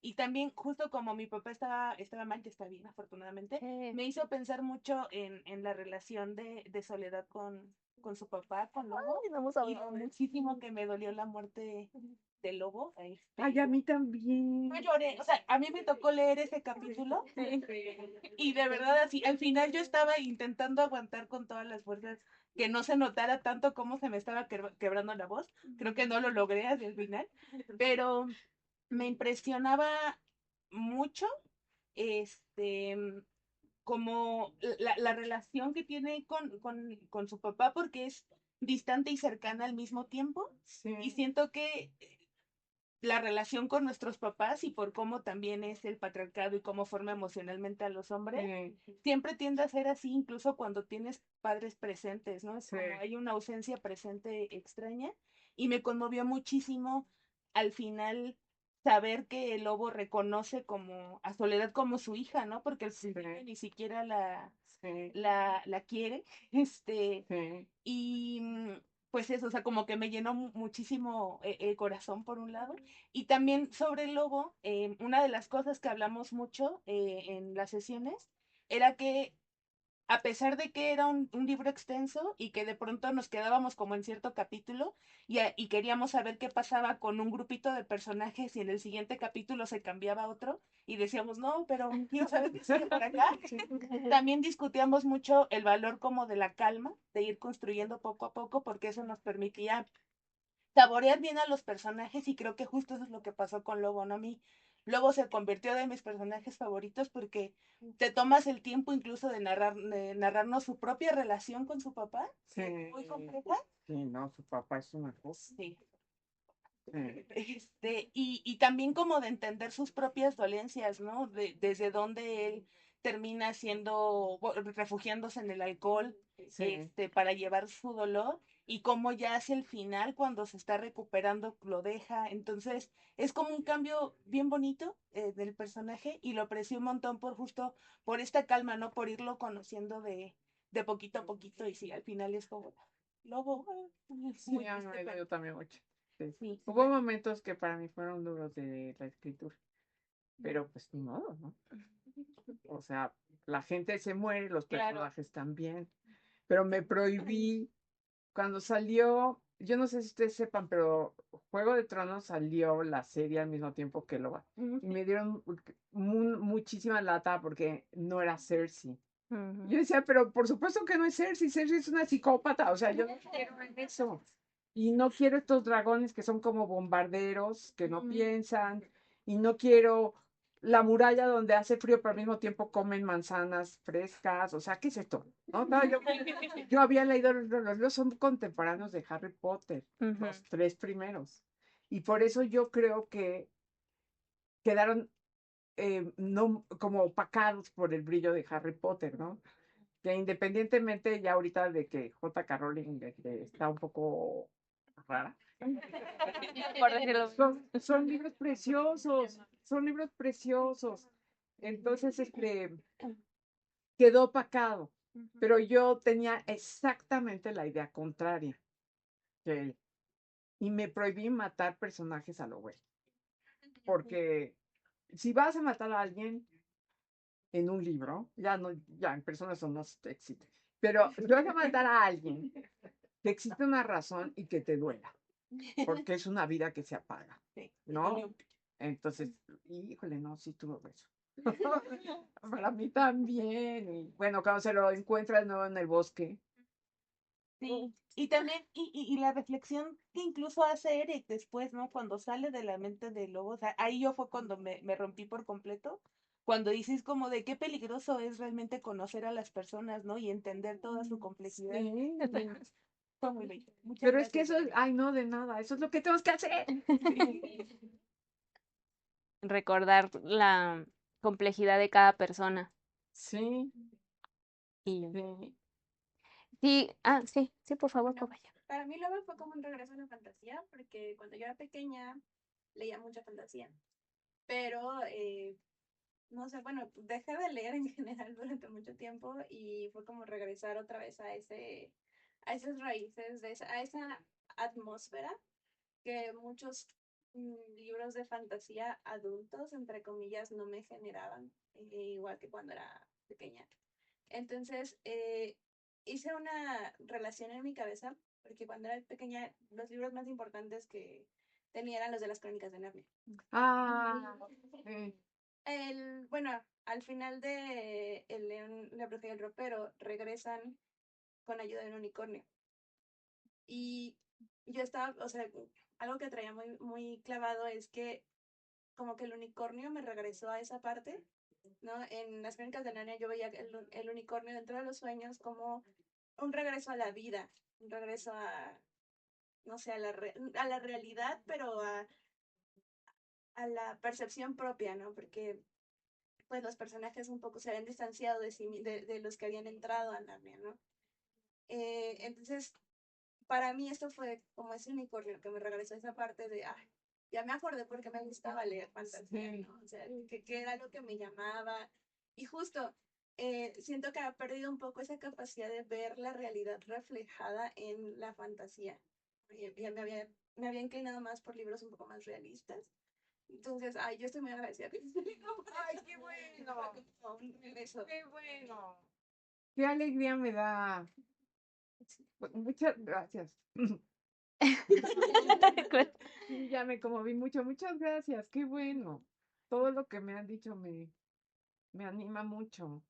Porque creo que hubo una confusión que yo le decía a Abril. Yo creo que el libro fue entendido cuando salió como romantasy y no es romantasy. Y tampoco es Juego de Tronos. Entonces, la recepción fue mezclada, ¿no? Y yo no sabía qué hacer. Y yo dije, pues me quedo calladita y escribo otro. Ya, háganse bolas. Es que el escritor nunca debe de contestar, porque si el libro es público, el libro es de la gente, ¿no? Y no puedes ir detrás de cada quien y decir, ay, no, te invito a un café. El primero ni sabes quiénes son, ¿no? Entonces, y cuando tuve el encuentro con los chicos españoles fue muy chistoso, porque aparte decían cosas como, no sé si esta palabra se usa mucho en México, le digo, no, la saqué del romancero. Y yo pensando, madre mía, estos niños deberían de saber más, pues están rodeados de todo eso. No, pero bueno, Bueno, cada quien. sí decían, es que a lo mejor esta palabra, les digo, niños, yo nunca había ido a España. O sea, la primera vez que yo fui a Madrid fue cuando recogí el premio. Había estado 3 días en Cataluña, que me las pasé encerrada en el museo. Hay un museo ahí de arte gótico y románico. Entonces, que vamos a conocer, que la playa, que saqué yo, que vayan a conocer, váyanse ustedes. O sea, yo aquí me voy a quedar para siempre. No me voy a salir nunca de aquí, ¿no? Entonces, cuando fui a España, hasta un periodista fue medio malo porque dijo que dice que está encantada y puso comillas burlonas, porque aquí sí hay castillos. Entonces, vete a México. O sea, Te voy a enseñar una pirámide a ver si hay tantas en España. O sea, ¿qué pasa? O sea, no sé, pero también es una prueba de que el viaje más barato es el viaje por papel y tinta. Pues, aparte, pues, no necesitas visa, viajas en primera, porque bueno, estás en tu cama, yo creo, ¿no? En pijama, no sé, todo lo que he escrito ha ido primero el libro y luego voy yo. me encanta. O sea, a leer todo el mundo. Y algo que no hemos mencionado y que también me parece importante mencionarlo fue que igual una de las decisiones para elegir este libro es que está catalogado dentro de la literatura juvenil, que yo siento que hay como muchos pensamientos acerca en general de la literatura juvenil, pero uno que me gusta mucho es que las personas jóvenes o la gente, los niños y los jóvenes merecen historias de un nivel muy alto. Por supuesto. Y eso parece a veces que hay que estarlo diciendo constantemente porque hay mucho adultocentrismo en nuestras vidas y en la sociedad. Entonces yo dije, yo sí quiero que leamos Lig. Y pues dije, pues sí, Loba, porque está catalogada como tal y además creo que una historia de ese calibre también puede poner en perspectiva a los jóvenes lectores para otras grandes historias, ¿no? Sí. Entonces, eso era algo que quería mencionar que no lo había dicho. No porque yo piense que sea una gran historia, pero tiene un gran castellano. Sí, sí lo ¿no? tiene. Entonces, yo no sé si, o sea, ustedes tienen su opinión sobre el libro, yo no puedo hablar del libro, es mío. Entonces, imagínense qué papelazo. ¿no? Yo sostengo cada palabra que puse, porque la puse con mucho cuidado, pero lo que tiene es un amor por el lenguaje que ahí está evidente, no hay ningún verbo mal conjugado, nada de eso está ahí, ¿no? Hay libros escritos con un descuido Sí. en la literatura para adultos, que yo digo, caray, pues necesitaba un editor o necesitaba que alguien le pusiera, se sentara con la persona y le dijera, ¿qué estás haciendo? ¿No? Sobre todo en un tipo de literatura que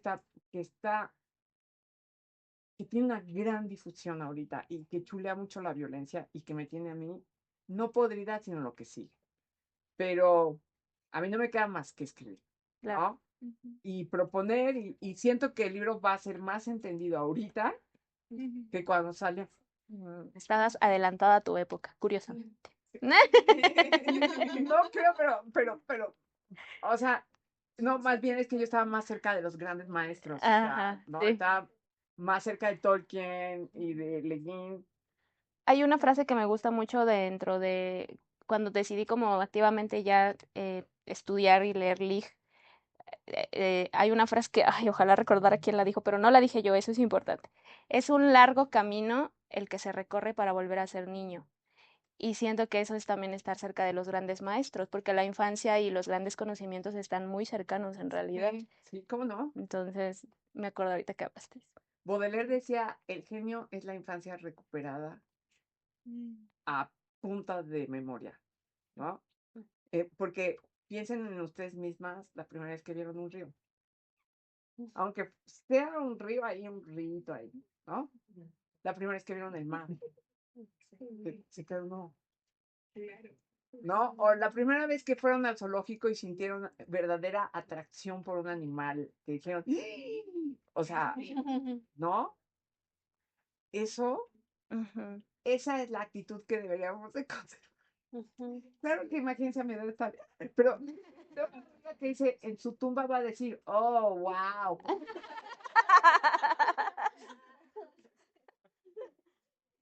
Ay, no. Bueno, ¿tenemos más comentarios, Moni? Sí, yo quería preguntar, bueno, perdón, no sé si ver. Moni y ahorita Mare por allá.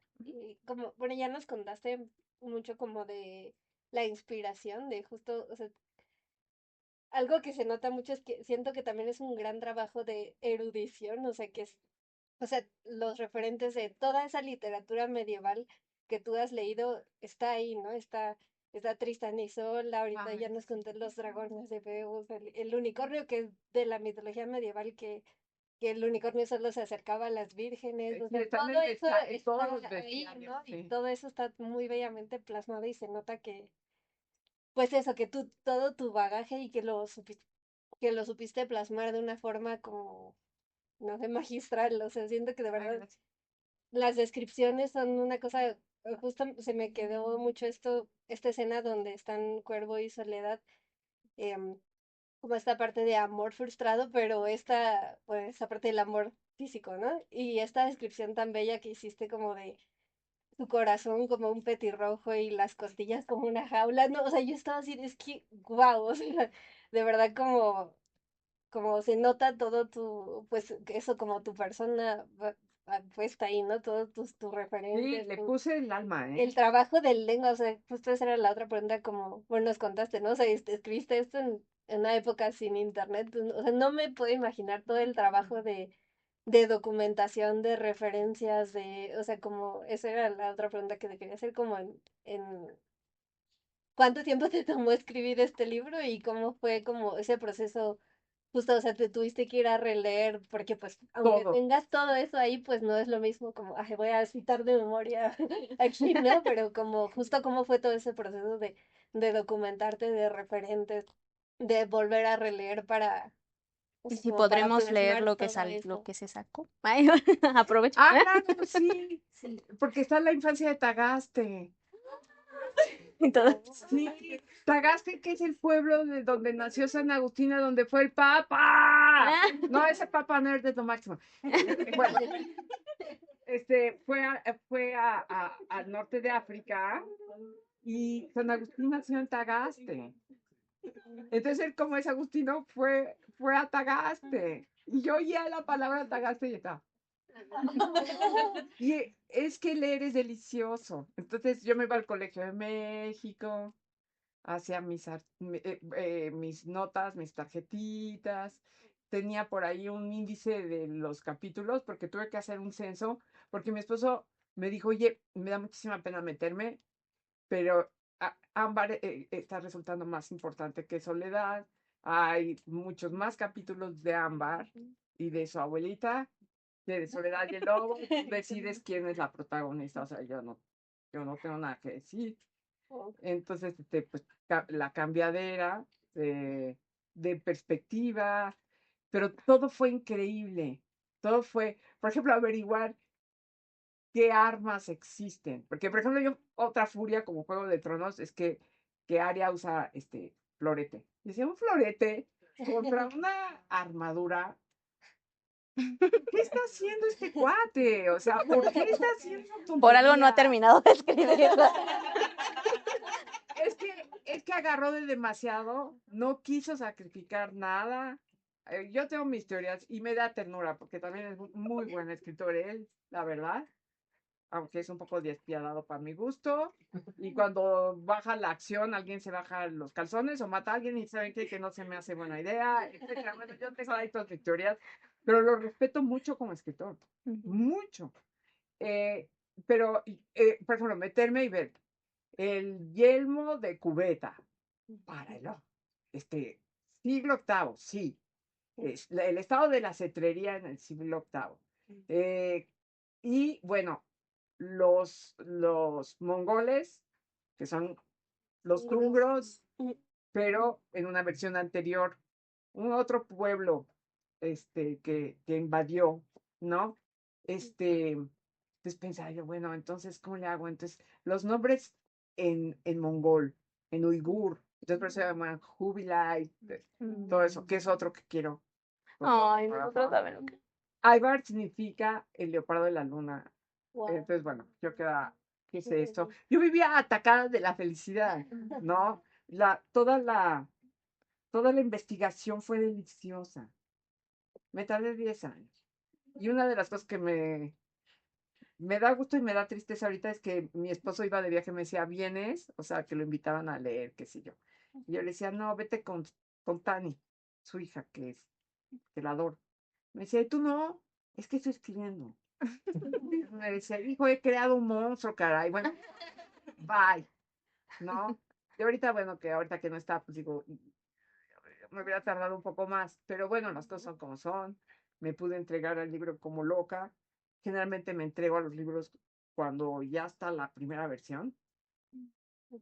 La, la entrada ya en materia, digamos, cuando está la calaquita, es una cosa que ni como, ni duermo, ni me importa nada más que el mugre libro, ¿no? También me pasó con El Cuarto Jinete. Los cuentos no te piden eso, pero las novelas sí. Las novelas te lo exigen o salen aguadas, ¿no? Entonces, bueno, pues te lo entregas y ya no hay ningún problema. Ujú. Por allá, chicas, Silvia. Hola, bueno, antes que nada quisiera agradecer a todas porque luego es un libro bellísimo. Yo sigo así de cuántos días sin leerlo, ¿cómo voy a sobrevivir? Miau, miau, miau. Así de, ¿es esto la señal de una relectura? Sí, seguramente. Pues es una obra bellísima, todo está bellamente construido, los personajes. Yo admitir que al principio, la primera vez que se presenta Cuervo y que nos dicen es que todavía no es un novicio que quiere jugar a que él sea gran mago y despierta un dragón. Y sobre todo cuando muere la salamandra, yo sí quería saberlo. Ay, sí. Ay, sí, Lo mata. Exacto, exacto. Y al final ya era así como de, está bien, Cuervo, yo también te abrazaría como Fura. Entonces, o sea, es algo que me encantó la construcción de los personajes, que seguramente han hablado mucho, pero pensaba sobre todo en los personajes masculinos. Y muchas veces siento que la fantasía, sobre todo cuando escribes en medieval, es como bastante plano, o sea, son hombres, son toscos, porque hay que sobrevivir así. Y en cambio, tú les diste mucha profundidad, incluso a los que se presentan desde el inicio como problemáticos, como ese caso del lobo. Cuando nos narran la infancia del lobo, es completamente desolador el momento en que dice, y él se juró que no sería como el padre. Y de repente es de, ¿en qué se convierte? O sea, por ejemplo, Beogar, que sabemos que Beogar siempre está en la batalla, que es un gran guerrero, Sí, pero él se da permiso de abrazar a Soledad. Que más bien ahí es Soledad la que dice, ah, caray, ¿por qué me estás en todo el mundo? El mismísimo Tagaste, es que yo quiero mucho a Tagaste. yo también. Porque, pues se podrían decir, en otras, creo que alguien con menos maestría que tú hubiera dicho, ah, es el esclavo, ponlo ahí, X. Pero sin embargo tiene un peso, pues creo que es lo que le mantiene humana a Soledad, sobre todo en este afán de querer ser el hijo. Que Sí. también pensaba mucho en eso, que la profecía me parece brillante como lo pones de, si hay un hijo, será la destrucción de Alosna, pero al ser la hija, da la pauta para que pueda cambiar todo. Sí. Y pues ya nada más para no extenderme más, porque ya hablo mucho, pensaba, por ejemplo, en que el final, ya lo veríamos llegar, sobre todo después de ese momento que es completamente Tristán y Isolda, y yo así en mi casa gritando, emocionada con mi madre y mi hermana, de qué te pasa, y tres gatos así de, ya, cállenla. Que me decían que era como el meme de los Simpsons de, esos son sus personajes de sus libros, están haciendo cosas. Y entonces yo cuando cenábamos les decía, es que hoy estamos leyendo Loba y yo contándoles, y así de, y deberíamos leer Loba. Y Ah, así ella es la fundadora de la religión de Loba. ¿Saben qué? Sí, corran la voz, corran la voz, corran la voz. Me tardé muchísimo. Y me da mucha tristeza que sea más leída en España que aquí. Entonces sí, corran la voz. Es que también pensaba en eso, en que, por ejemplo, creo, si mal no recuerdo, creo que Loba apareció en 2013. Sí, O sea, yo pensaba, si yo hubiera leído eso cuando era adolescente, que sobre todo para mí era difícil porque yo quería un personaje femenino fuerte, pero que no se entregara a los hombres. Y sí, de repente tienes a Soledad, y yo pensaba mucho en su final. Yo lloré como si no hubiera mañana, porque estaba muy conmovida, pero decía, es que me recordaba mucho a Frodo cuando se va a ir a las sí, mexicanas. sí, es el aprendizaje de eso. Que a veces tienes que salvar el mundo, pero no para ti.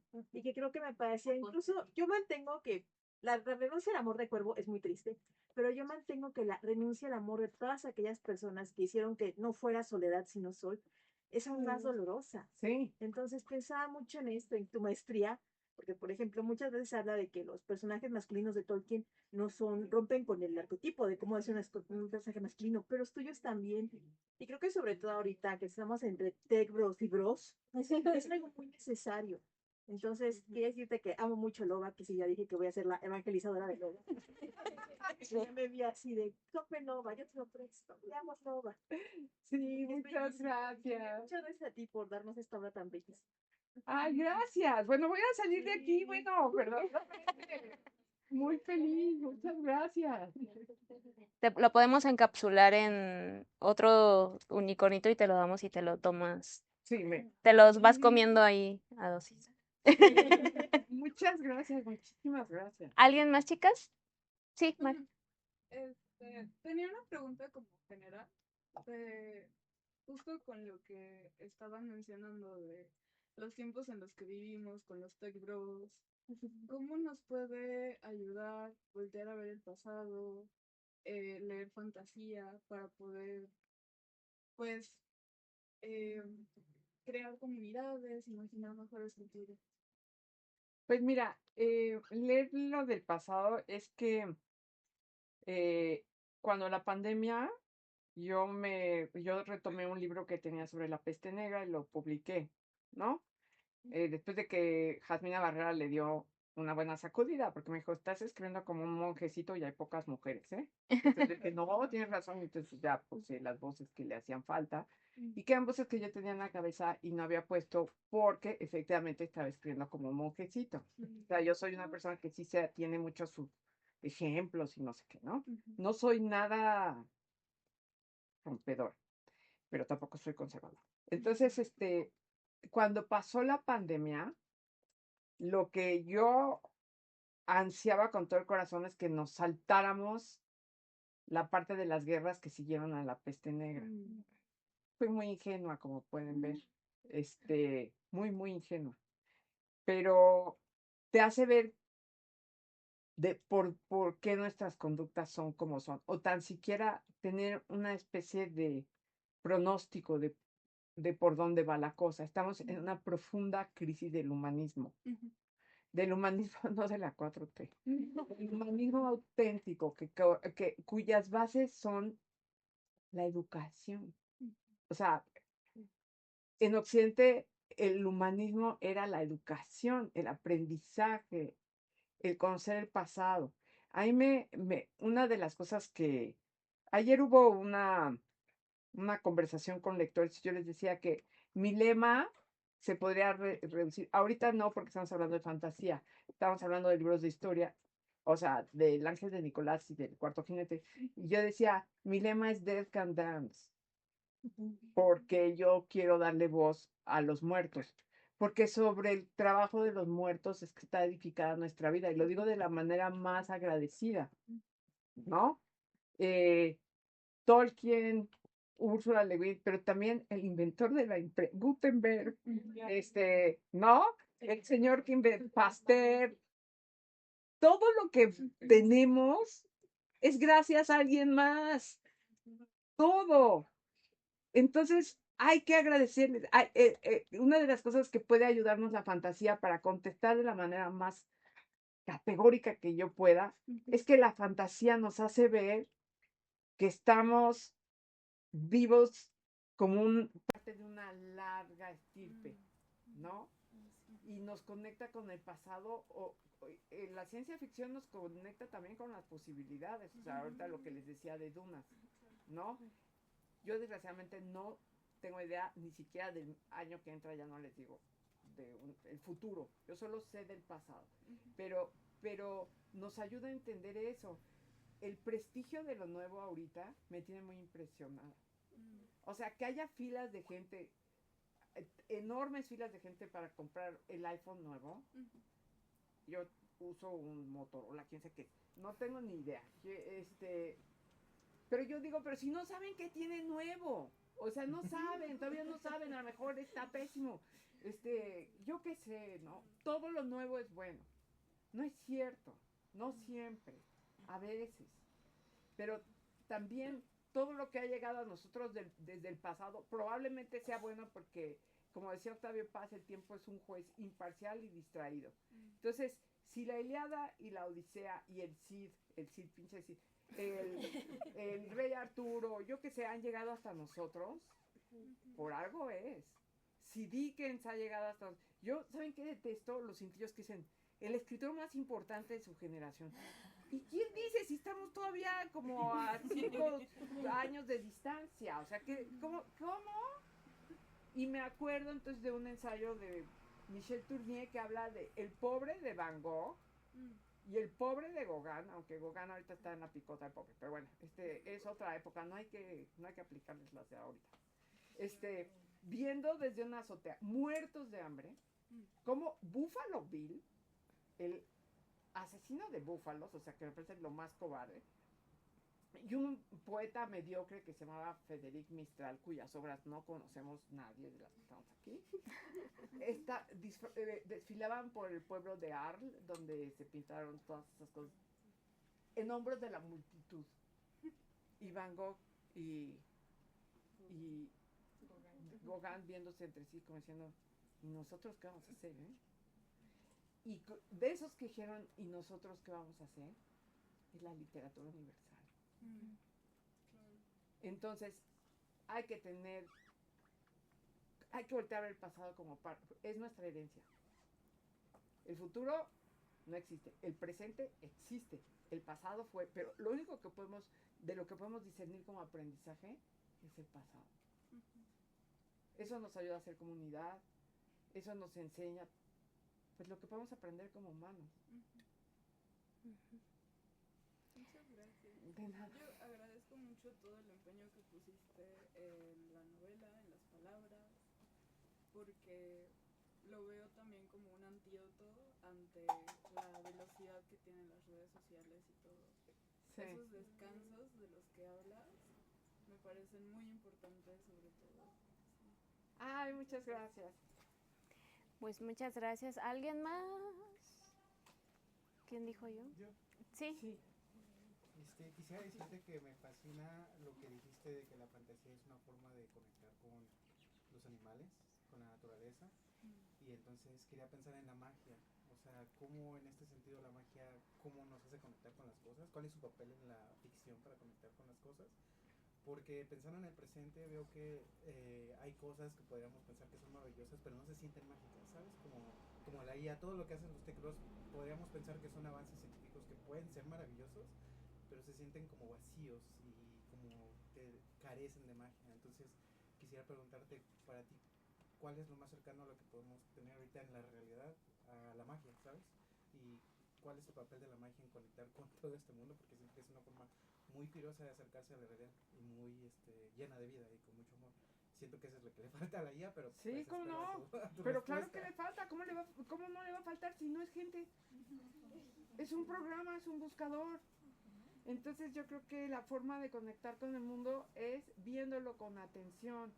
Hay un verso de Mary Oliver que dice, la atención es algo así como la forma más sencilla de la devoción. Yo sé que todo esto suena como religioso, pero no es, aunque...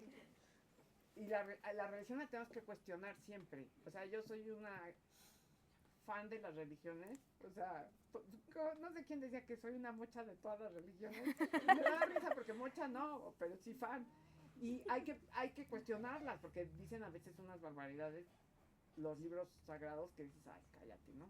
Sobre todo respecto a las mujeres, pero ver el mundo con atención y ver lo que no es la tecnología. Es que nosotros no somos tecnología, nosotros somos carne y hueso y un pedazo de pescuezo. Entonces, y los animales están hechos de la misma materia fantástica, ¿no? Y lo que está haciendo la tecnología es instrumentalizar nuestro acercamiento a las cosas. O sea, me estaba yo una vez riendo mucho en el New York Times y me enfrasqué en una discusión con unas personas ahí, porque hay unas apps para meditar y para estar presente. Como una app para estar presente. Entonces tú vas a un museo, al Museo de Antropología, y están los chinos tomando fotos de sí mismos, con la Coatlicue atrás, pero no voltean a ver a la Coatlicue. Pues si quieres ver la magia siniestra, hay que decir la de la Coatlicue, te volteas y la ves. No le tomas una foto contigo para el selfie para mandárselo a los parientes en Wuhan, oye, ¿qué vas a ver, no? No, te dije Wuhan porque me acordé por el COVID. No, pero, o sea, en ese momento la tecnología nos ayudó, pero no siempre ayuda. O sea, ahí fue cuando Jeff Bezos se volvió el hombre más rico del mundo, ¿no? Y ahí es cuando los tech bros agarraron fuerza, y ahí es cuando Trump y todo lo que estamos viendo es resultado de la pandemia, ¿no? Entonces, ¿cómo combatimos eso? Vas y te sientas en Chapultepec bajo un árbol donde no haya caca de perro. Y vas con gente. Y vas con gente, porque ya estamos en este momento que ojalá logremos instrumentalizar, organizarnos. Porque si 1.400.000 personas salieron al celebrar el Mundial, ¿cómo es posible que no salgamos 4 a protestar por la violencia que azota el país? ¿No? Eso a mí me hace unas bolas que para qué les cuento. Porque aparte, ayer me dijo muy agriamente una chava, estoy bien enojada porque los mexicanos fuimos muy solidarios con los iraníes, pero no fuimos solidarios con las madres buscadoras.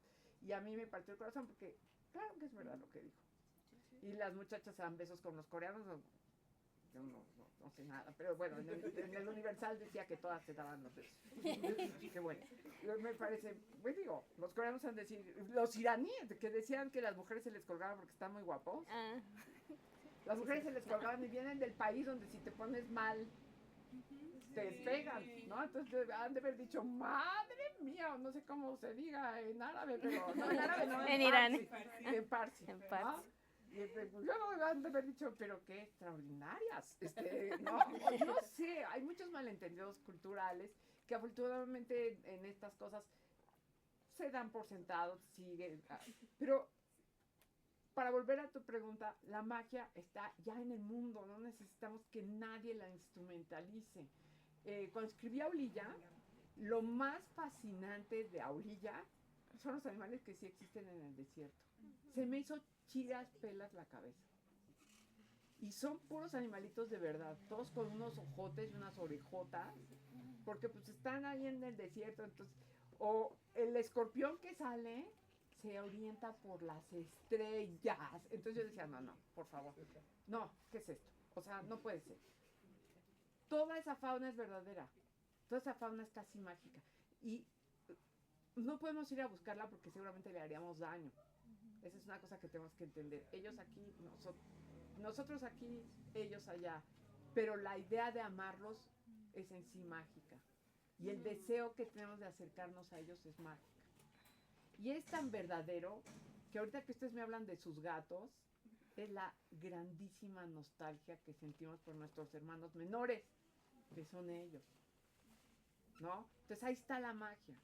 La magia, aparte, afortunadamente no se puede vender, ni se puede comprar, sino que está en el mundo, porque el mundo todavía es nuestro. Estos van hechos la madre para comprarlo. Y luego irse a Marte, que te digo, yo digo, que se vayan, por favor, que se vayan, pero se vayan ellos y nos dejen en paz a nosotros, o sea, por favor. Pero es eso. Hay muchos prestigios que chocan con la vida, ¿no? Primero el prestigio de, como aquí estaban diciendo, de ciertas masculinidades, como se dice ahora, ¿no? Pero bueno, la idea de la guerra. O sea, todos los chapitos de los mallitos son jóvenes que quieren tener honor, ¿no? Y todo esto es una venganza. Todo es muy griego lo que está pasando en Sinaloa. Hay que olvidarnos de eso. ¿Cuál es la verdad? O sea, no es el pato Merlín, no es nada. El honor de este país ahorita descansa en las madres buscadoras y quienes las apoyan, ¿no? Es eso, es como regresar a alguna parte. No me pregunten exacto dónde, porque yo no tengo muy claro tampoco. Porque gran parte de la magia en la vida para mí se fue cuando se murió mi marido. Y ahorita estoy viendo cómo recojo las huellas así, que son como moronitas brillantes, para encontrar de nuevo. Porque es difícil. Pero también lo que está padre es que ahorita, como ya soy viuda, ya no me voy a casar con nadie, no me interesa nada, puedo amar. Como lo que decíamos de la virginidad. No, se fue él, pero queda todo el planeta. Queda la gente, la que conozco, la que no conozco, etcétera. Entonces, la magia es esa. Es que la magia en la vida, en la historia, de forma quizás antropológica, era la manifestación de un deseo. Bueno o malo, porque también hay magia negra. O sea, los romanos haciendo un desmadre para que ganara un equipo de aurigas. Entonces, eran capaces de ir a sacrificar a un esclavo para que ganara un equipo de aurigas. Dice, ay, cálmate, oye, ya, en serio. Pero aquí es igual, o sea, en un libro de Javier Marías dice que en Milán mucha gente se dedica a la magia negra para que gane su equipo favorito de fútbol. Dices, ay, wow, qué ganas de perder el tiempo, señor. No, mejor, no sé, entrenen mejor. ¿Yo qué voy a saber? Pero Pero ahí está. Muchas gracias. ¿Más, chicas? ¿Querías decir algo? Sí. Antes, perdón. Pues me uno al agradecimiento. Disfruté mucho leer el libro, estoy muy emocionada. Y agradezco mucho el espacio que se dio para leer Loba. Y pues sí, la verdad también tiene un ratote que no leo fantasía. Y pues sí, fue una historia, vaya, tiene mucho, o sea, cuando dijeron literatura juvenil yo no sabía qué esperar. También tiene mucho que no, que no leo literatura juvenil, pero pues también curiosa hacia la idea de leer este libro, ¿no? Y me sorprendió mucho el crecimiento que tuvieron los personajes, porque los conoces de niños y ya luego van creciendo y van cambiando sus ideas y vaya, o sea, yo les decía, quiero darle un abrazo a todos porque con lo que han pasado, ¿no? Y también me sorprendió mucho ver que el final era básicamente, yo esperaba que hubiera guerra, ¿no? Y fue lo contrario, ¿no? Como no hay guerra. Entonces eso me parece increíble, ¿no? Como Soledad, pues básicamente termina con la guerra, pero una de las escenas finales que básicamente, o sea, está llena de fuerza y energía es cuando llega a Moriana y se presenta ante todos estos señores que con hambre de poder esperan, ¿no? Que falle o así, ¿no? Y está esta persona que quiere casarse con su... El señor de Salgar. Sí. Sí. Y cómo lo reta duelo, a mí me parece bastante épico y fuerte la figura de Soledad cuando le empieza a decir cosas y el otro se rinde y le da un beso. Es como wow. Pero sí, ¿qué le dijo? ¿Qué le dijo Soledad? Pues dijo que la vida valía la pena. Que su vida valía la pena. ¿Quién sabe cómo? Porque ella es mucho más poderosa que yo. Hay una canción que descubrí cuando estaba escribiendo eso, estaba muy cansada. Y yo siento que muchos libros se caen al final, ¿no? Que el escritor se cansa y dice, ay, ya, ¿no? Y bueno, pues hay finales que decepcionan a la gente y también al autor. Y yo dije, no, pero está bien cansada. Y salió un disco de Dead Can Dance. Y hay una canción que se llama El regreso de She King. Porque ella es un She King. Ella no es una reina. Ella es de She King. Porque la palabra rey tiene una cosa de conexión con la tierra y con todo muy fuerte. El rey se casaba antes con la tierra, ¿no? En los libros de antropología hay muchos rituales de todo el mundo del rey teniendo coito con el campo de donde se va a sembrar, ¿no? Y ella a su manera tiene eso, ¿no? Y pensaba yo, ¿qué le va a decir? Le dice que la vida vale la pena. Ahora, creo que le dice todo lo que dice la novela en una frase, pero yo tampoco sé cuál es. Yo tampoco, así no sé cuál es. Y creo que también es genial porque cada quien puede imaginar eso. Sí. Entonces, pues estamos de verdad muy felices. Vamos a darle otro aplauso a Verónica. ¡Ay, gracias! No, más bien yo se los doy a ustedes, gracias. Muchas gracias a todos los aldeanos. Sé que vienen estamos ahorita en Alosna, sé que vienen desde Moriana, Peñaverde y tierras extrañas que no conocemos. Así que les agradecemos haber hecho la caminata hasta acá. Y bueno, para cerrar, no sé si nos podrías firmar. ¿Sí? Claro que sí. Muchas gracias. Y muchísimas gracias. Yo les voy a aplaudir a ustedes. Gracias. Pero antes de eso, me gustaría que nos tomáramos una foto todos. Entonces, muy atemporal esto, pero ajá. No nos resbalamos, no sé ni cómo. ¿Verdad? Porque sí está... Lo conseguimos. Lo conseguimos. De ese lado, ¿verdad? Entonces, sí, acomódense ahí y si quieren yo tomo la foto. ¿O la ponemos en el tripié? Sí, con el temporizador. Pero sí les voy a pedir que se arrimen para acá, Mix. Sí, vayan para allá, vayan. Se resbalan. igual yo creo que se pueden quedar sentadas unas personas y las demás que se vayan poniendo aquí. Acomódense allá. A ver, váyanse allá. Ay, no me hubiera quitado pero se me resbaló. Yo pensaba también, pensé en algún momento en el trapito blanco. Pase para acá. Sí, igual yo creo que nos agachemos un poquito, pero ahorita que sea. Los saltos atrás. Los saltos atrás de nosotros. Yo porque estoy chaparra. Yo puedo pasar para atrás y alguien se puede quedar aquí. Como quieras tú, Iris. Sí, va. ¿Sí? Nada más que creo que estás más alta que Liliana. Pues, empuja la silla, sí, empuja la silla. Y ajá, y Vero. Yo luego me pongo por acá. Aquí nos ponemos. Me puedo poner también. Y aquí ya, las de aquí ya se agachan. No, las de aquí ya nos agachamos. Ah, va. Sí, Voltea. Puede estar sentado en el piso. Yo me puedo sentar en el piso. Ay, no. Estoy más pequeñita. Y las que están aquí atrásito se van a tener que acunclillar. Sí, hacer sí, un sí, sí. ejercicio de acunclillación. Cuiden mi servilleta de la tortillas. Sí, porque encantó a mí. Voy a salir de personaje, pero ya no. Sí, nos vemos todos. ¿Tú no sales, Luis? Ay, dije que vienen de tierras extrañas. Sí viene vestido. Vestido sí te veo. No, le dije, Isla dice que vestía viajero del tiempo. Ajá, sí. Ahí sí, ahí ya se ven todos.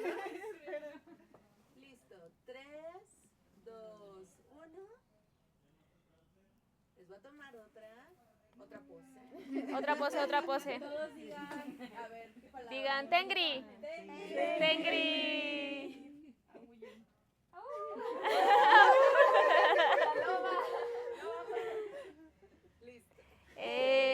Muchas gracias. Wow. Y ahora sí. Yo me voy a quitar mi coronita y se la voy a regalar a Aquí hay más unicornitos. Ah, sí, yo sí quiero. Me la amarraron Ayer estuve muy entretenida. Gracias, Ana. Igual le damos más a Vero. Ah, este solo se lo... A ver, es que primero hay que quitarle este. Exacto, la liguita. Primero la liguita porque esa es la que está sosteniendo. Ay, perdón, si te jalo, perdón. No te preocupes. Y ya quedó. Pero este quedó... Ahí está. Esta voy a hacer entrega. ¿Va a ser una entrega? A Soledad. Ay, la foto. A ver, ¿Qué es Soledad? No se muevan, no se muevan. ¡Ay, tiene temporizador! 6, 5, 4, 3, 2, 1.